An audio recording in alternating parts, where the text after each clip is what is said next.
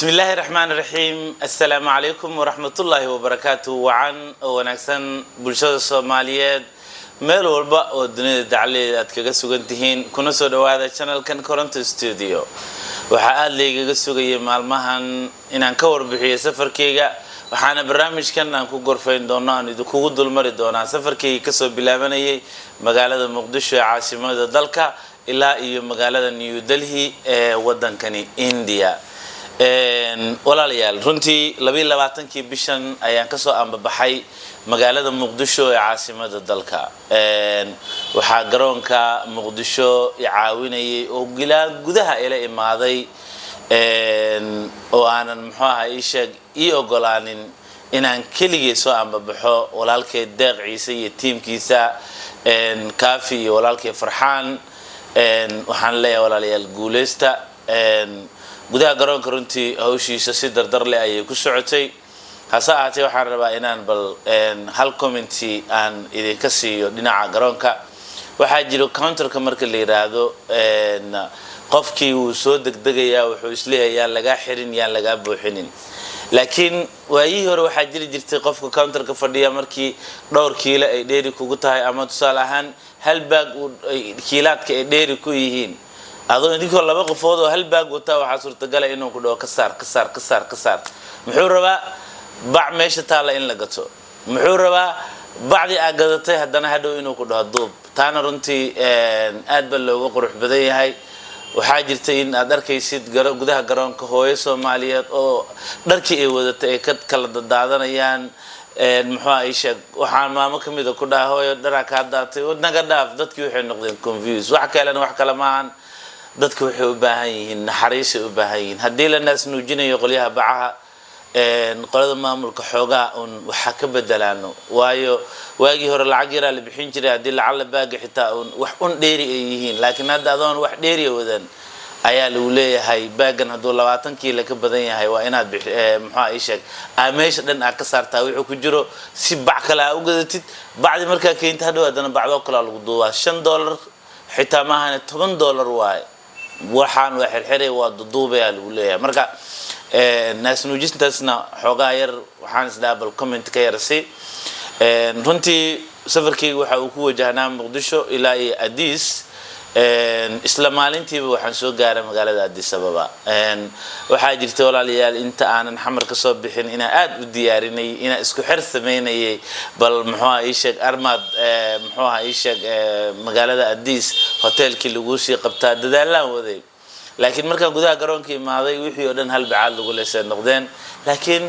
hadda taa qof daacada ilaahay aaminsan waligii aan qof dhibin ilaah wuxuu ku siinayaa walaalo adiga garabkaaga taagan ayuu ku siinayaa walaalkay Cabdisalaan iyo walaalkay Maxamed Muadin ayaa garabkayga istaagay isoo dhaweeyay gurigii ii qabtay hotelkii inta aan ku sugnaa magaalada Addis Ababa idahayay maxaan ku qabanaa maxaad u baahan tahay maxaa ku qaraar walaalayaal idinkuna noloshu idin muxumaysa ayaan idin leeyahay runtii magaalada Addis marka aad joogtid oo qof bukaana aawdid cimiladu aad bay qabow u tahay xaaladdu aad bay kuga cakirmaysaa magaalada ku cusubtaa waa anigu hadda ma wareegi karin oo waxaan u baahanaana ma doonan karin laakiin waxay ahayd cimiladu aad u qabow badan oo aaba wuxuu lahaa qabow in la nadiifiyo waa uu diiday xaaladdu aad bay jiqis ugu ahayd waxaan ku qasbanaaday marka inaan sida uu dhaqsiya badan aan ka shaqeeyo sidii aan magaalada uga soo bixi lahaa isla habeenkii waaga markuu bariyana waxaan hore ka aaday safaaradda Soomaaliyeed ee wadanka Ethiopia runtii sarkaal ciidanka xoogga dalka Soomaaliyeed ka tirsan oo safaaradda military attachee-ka ayaa aad ii caawiyay adeer macana guuleysan ku leeyahay maadaama uu ahaa sarkaal ciidanka xoogga dalka Soomaaliyeed ka tirsan teamka safaaradda oo dhan aad ay ii soo dhaweeyeen wax aanan 30 daqiiqo ka badnayn ayaa hawlahaygii oo dhan la iigu wada afmeeray mar haddii safaaradda Soomaaliya warqadeeda aawadatid waxaad ku wajahan tahay inaad aadid safaaradda India ee wadankaas Ethiopia maadaama meesha aan u soo socday ay ahayd magaalada New Delhi Soomaaliya hadaan nahay waxaan ugu badan warka ayaa aad noogu badan anigu waa walbahaar badan leegu beeray waxa la dhahay visa waa laga daahinaya dib u dhac lagu keenaya hadaan aaba ka xeenin waan u bareeray riskiga inaan qaato aaba maalintii xigtay waxaan soo kaxeeyay shanta ilaa labada duhurnimo aaba halka ayuu ila joogo gaariga ayuu ii saarnaa ayadoo roobda ay qabow baan u jiro sidaas oo ay tahay qof kale aan uga tagana ma jirin oo aan ku qasbanaa waxaan ku niyad samahay inuu mar walba ila socdo haddaan meel aadayo ama aan meesha ku soo yar daahayo waxaa jirta marka walaac lagu beerayo oo ah muxuu ahaa ii sheeg safaaradda documentiga lagu soo celinayaa walaalayaal waxaan kaloo rabaa halkan inaan uga mahad celiyo walaalahay Mandeq Travel agency oo magaalada Addis ku yaala Cabdirashiid iyo teamkiisa ma oga inaan warbixintan ku soo xusi doono laakiin aad bay ayaguna ii caawiyeen ilaa 8 documenti ayaa lagaaga baahan yahay safaaradda India documentiyadaas marka waxa laga fiirinayaa Umar oo kala hadda Omar oo soo maahan hadda meeshaas xisaab ka dhigtid 0 ka dhigtid waa lagu soo celinaya marka waxa ku qasbantaa in la xiriirtid dhalinyarada magaalada joogo qaasatan dadka khibradda u leh copy passport xitaa waa ku jira lagu leeyahay wax walba documentiyadaas safaaradda ma kula hadlayso Soomaalidu waxay ku leeyihiin ama interview-ga ku dhacda wax interview laga qaaday ma lahan warqadda safaaradda Soomaaliya iyo documentiyada 8 marka wadatid kulligooda warqadaha marka xafiiska gashid waa laga aruurinaya feela galaysa warqadiya laga aruurinaya warqadaha marka aad dhiibtid hadhow hadii lagu ogolaado waa lagu wacaya lacag ba bixinaysa hal qof aad isla hadlaysan habeera tahay ma lahan كداية ولا ليال بروباغندا بالشدة أنا وأسوي ريسين وحنا قلت لك قبل برنامج كان هرتا جري وحويدي سجدا شجرة ده حقوش أكتر إن محوا دتك كلا إصوص عض على وشيء قفك بكانك إن السوق حيسد وحول الله ما بحنا إن وكيل كتاي أو أدمتلي ست سفارة ده حساس ورقد يكون حسن تاع لكن واحد مهم قفك إنه سن مقدسة كسقنين أو مقالة أديس أبا كسقين هاي سي محوا إيشك إن سفر ديار تهلو قادو أنا الدوكيومنتية ده دموي دمسترناين إسلامالين تيبا فيزي اللي يقول هذا وحنقول درس هذا العقل يراد إكسبرس إلى هي ويفضل ده فلله الحمد إسلا قلب كي أيان تيكت كي جرتي ما دام مقالة إنا محبدا سيجو قرشي وسنهين أبنو آد ودبسني يقبوق فرا بدن مقالة مركا كجري ما دام ويا قف حنون سنة إسلامالين تجمعها هاي ayaan maxaa ii sheeg waxaan diyaarad ka soo raacay magaalada Addis aaba subaxii ayaa waxaan u kaxeeyay isbitaal ku yaala magaaladaas maadaama wheelchair aan wadanay maxaa ii sheeg qaybta caafimaadka garoonka sidoo kale aan ku soo dheelmanay documentiyadii oo dhan marka aan diyaarsanay 12kii ayaan ku xaroonay gudaha garoonka magaalada Addis 3:55 halka waa ka soo aanbaxnay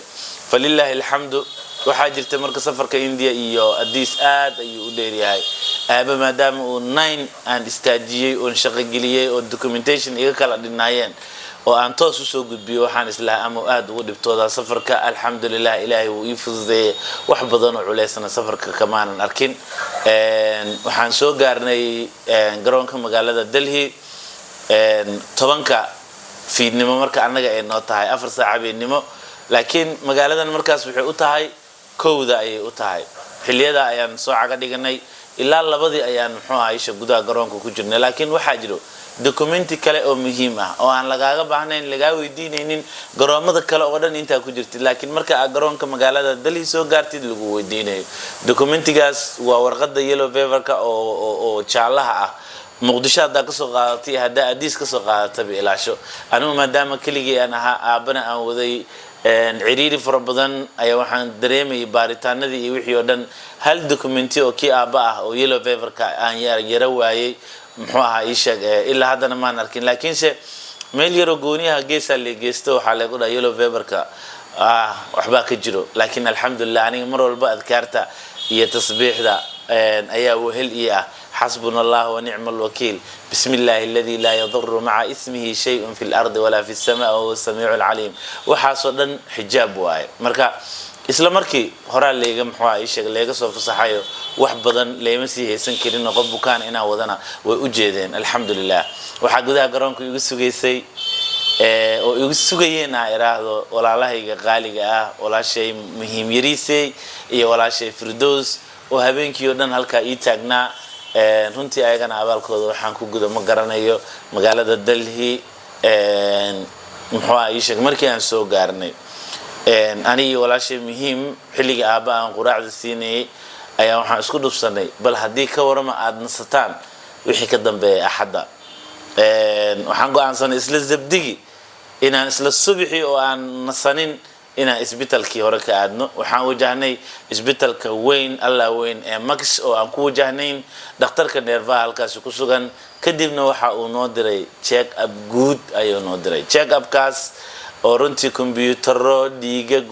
wadankan runtii qalab ayaa yaalo walaalayaal waxa suurtagal ah Muqdisho hal kombiyuutar MR inuu yaalo laakiin qol walba hal kombiyuutar meeshan yaalo qolal fara badan ayaa muxuu ahay system oo dad u diyaar garoobay caafimaadka falillahi alhamdu walaalayaal isla maalinkii ayaan ka soo dhamaanay baaritaanadii aaba si loo ogaado dhaqdhaqaaqa jirkiisa waxa jiray xitaa qalab lagu xiray 24 saac loogu talagalay in warbixinta jirkiisa wadnaha iyo kiliyaha iyo dhaqdhaqaaqa jirka oo dhan in laga la socdo qalabki darad ayaa laga furay falillahi alhamdu waxa jirta marka baaritaanada qaar inay qaadanayaan dhowr maalmood zabdiga ayaan ugu dambeyn jecelnahay inaan dhakhtarka dib ugu laabano si bal muxuu ahay sheeg jawaabihiina uu noogu sharxo xanuun walba oo aaba uu qabo iyo sida loola tacaali karo intaas oo dhan ayaan jecelnahay bal in zabdiga aan warbixinteeda helno isbitaalka qaybtii kale oo fisioterapiyada ayaan maanta oo talaado ah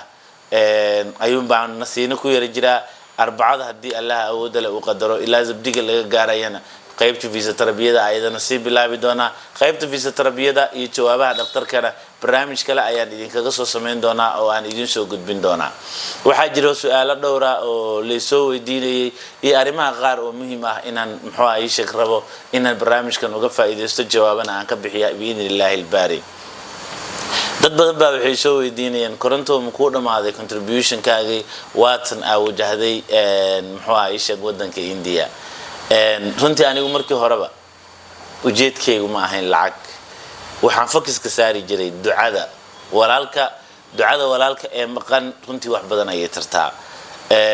anigu waan duceysanay adinkuna way soo duceynaysan ducadiina maanta Ilaahay wuu ii aqbalay aaba maanta maskaxdiisu ka soo reynaysaa speed therapy wax la dhahaa jiro dadka qaar baa waxay ku leeyihiin war odayga su'aalaha qaar ha weydiinin su'aal walba la weydiinayaa waayo waxa ujeedku ma ahan su'aasha ujeedku waa inuu jawaabo ujeedku waa inuu hadalka ka soo baxo ujeedku waa in maskaxdiisu ay shaqeyso hadda fahmi kartaan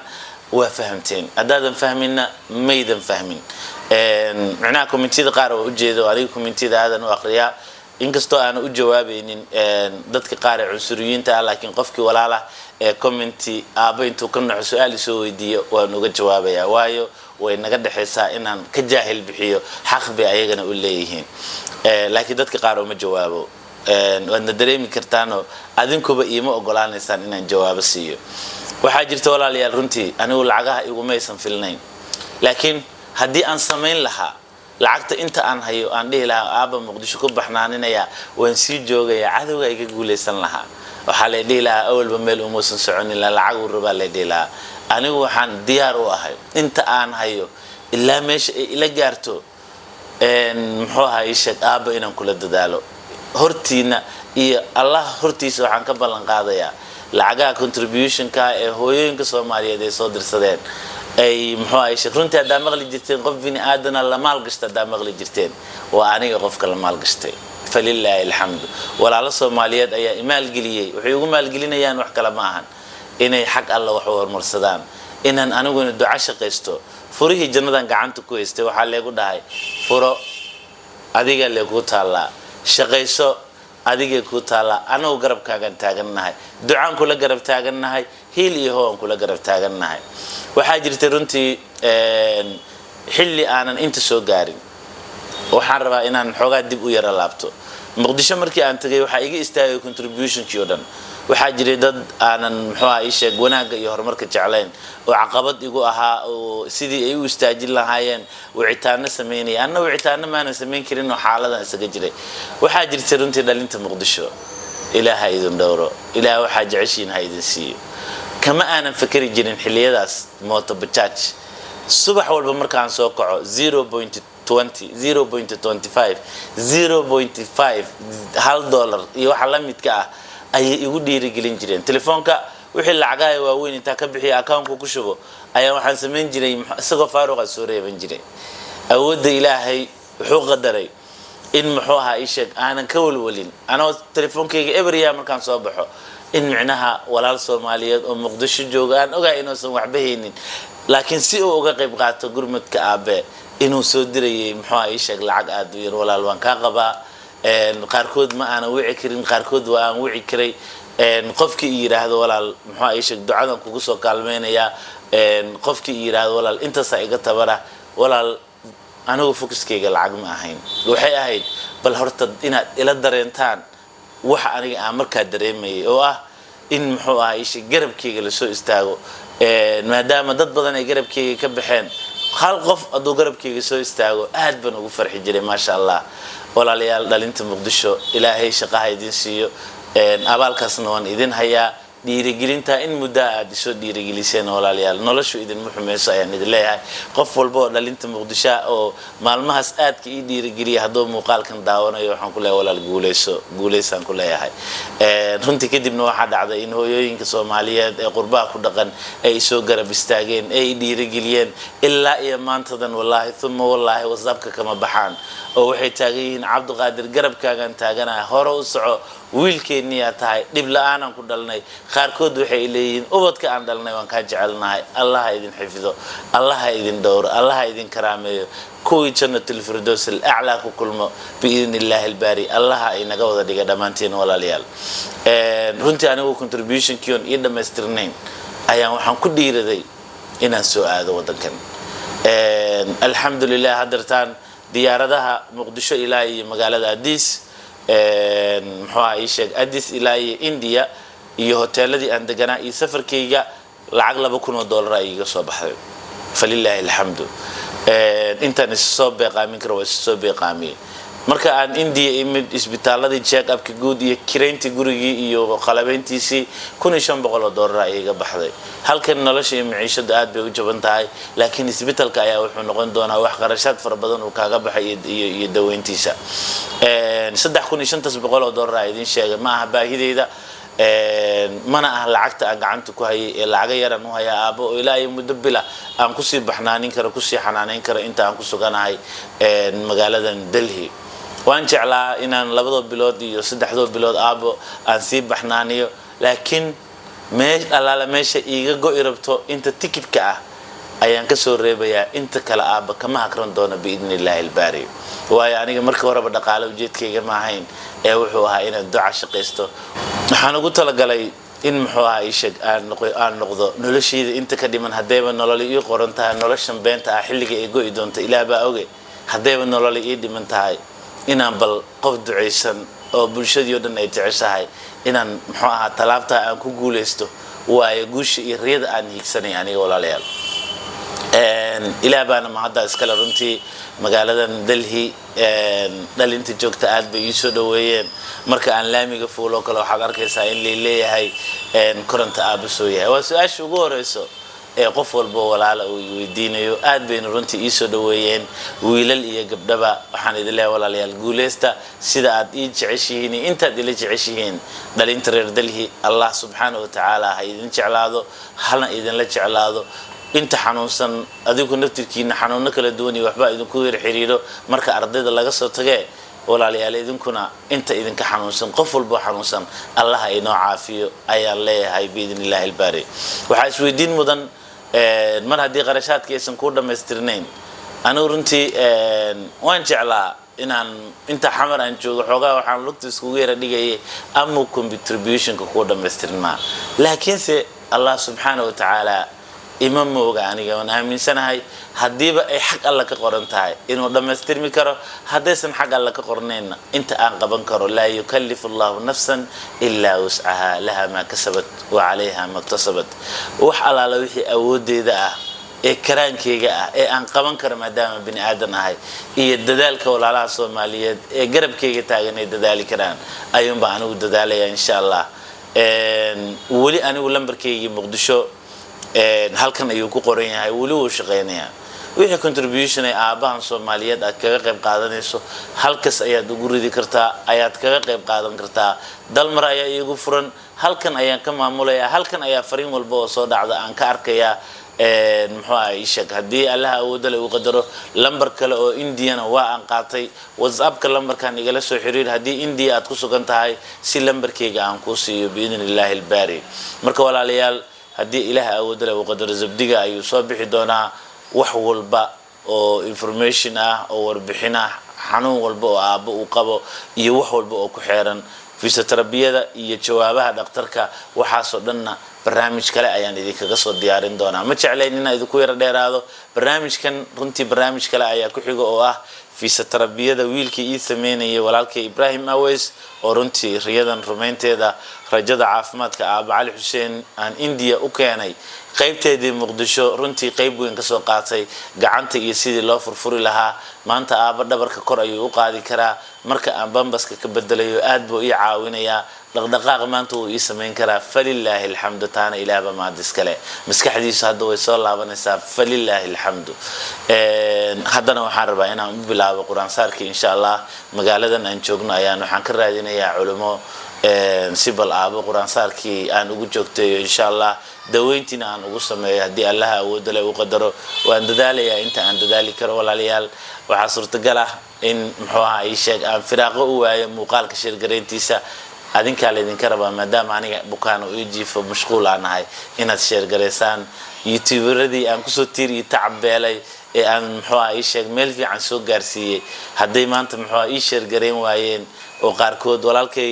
Maxamed Saciid Saxaaf walaashay Fartuun Balbalaarka walaalkay Ismaaciil Xaaji Cabdalla iyo walaalo waxaa jiro habeen iyo maalin garab taagan walaashay Hodman Cadceed Geelle Amaal Warsame way badan yihiin qaarkood waa youtubero qaarkoodna muxuu ahaa sheeg heel iyo hoo iyo garab ay ila garab taagan yihiin inta ii share gareynayso in ka badan haday ii share gareysana waxaan rajaynayaa in aabo contributionkiisa uu dhameystirmi karo anna ma jecli inaan muxuu ahaa sheeg wax badan idin hor imaado waxaan jeclaa inaan bal muxuu ahaa sheeg sida ugu dhaqsiya badan aan isku soo abjaro wixii ka dambeeya aad aragtaan riyadeedu ii rumowday aniga iyo Aaba Cali Xuseen oo lugaynayna ilaahu yaqbal oo soconna in muxuu ahaa aabo caafimaad qabo inaan dib dalka ugu laabto insha Allah biidhnillaahi alkariim anigu ma nasanayo ilaa aabo uu ka caafimaado marmarka qaar waxaa suurtagal ah in aragtaan muuqaalo anigoo yara daalan ama muxuu ahaa sheeg nasiina way ii dambaysaa maalinta aaba caafimaado ayaan anigu nasan doonaa insha Allah biidhnillaahi alkibaari inta ka horeysa 2 saacadood oo naaba ayaan qaadan doonaa insha Allah walaalayaal laabta igala socda muuqaalkana share gareeya adinka ayaa iga wakiila Allah subhanahu wa ta'ala waxaan uga baryayaa dhammaan walaalaha Soomaaliyeed mar walbana muxuu ahaa sheeg waan u duceeyaa shalay oo ugu dambeysay isniin ahayd oo aan muxuu ahaa sheeg iska cibaadeysanayay waan u soo duceeyaa mar walbana Allah idinkaga baryayaa in qof walba oo contribution kan aaba ka qayb qaatay Allah waxaan ka baryayaa inuu isoo waco oo uu yiraahdo koronto maalintan Aaba Cali contributionkiisa ka qayb qaatay ilaahay wax walba oo ii furfuray caqabadihii ii hortaagnaa ilaahay uu ii fududeeyay alxamdulillah qof walba oo hooyo Soomaaliyeed ah oo cadawga ama gaalada caruurtooda muxuu ahaa sheeg ay ka heestaan waxaan Ilaah uga baryayaa in caruurtoodii ay yiraahdaan caruurtaada naga qaado Ilaah baa awooda iskale in waxaan idinkaga baryayaa Allah subhanahu wa ta'ala caruurtiina uusan gaal arkin oo sangaal ba indha idinka saarin ilaahay baariyaal ha idinkaga dhigo walaalayaal caruurta muraadkiina caqabad walbo idin haysto Allah idinka hor qaado inta xanuunsanayso Allah inoo wada caafiyo walaal anigu naftirkeyga xoogaa waxaan dareemayaa xanuunada qaarkood Allah iga dulqaado aad baan idin salaamayaa walaalayaal waan idin jecelahay intaad ila jeceshiin ana idin jecel intaad ila jeceshiin Allah idin la jeclaado assalaamu calaykum wa rahmatullaahi wa barakaatuh